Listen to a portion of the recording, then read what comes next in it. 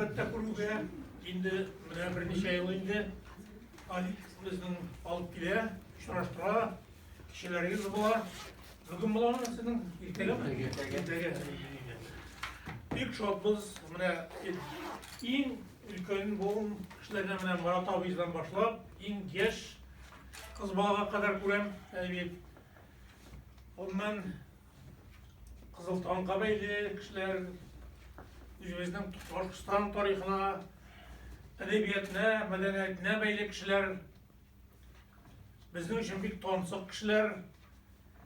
Менә мин инде кичә ишетү белән килүегезне Роберт мөгаллимовичка шалтыраттым. Мәйдән менә киләләр, кунаклар, ни эшлибез мәйдән, качан барыйк, качан күрик дигән булам. Менә шулай мин хәбәрләр көтәм әле ди.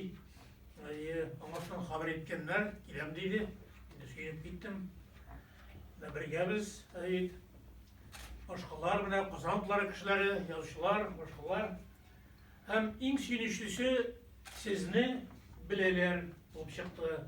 Менә Рамил туганның әйтүе буенча, күрәсез журналлардан илләрдә сезнең публикациялар бик күренеп тора икән. Күренмәгәннәр дә яңа чыгарып Алла бирса.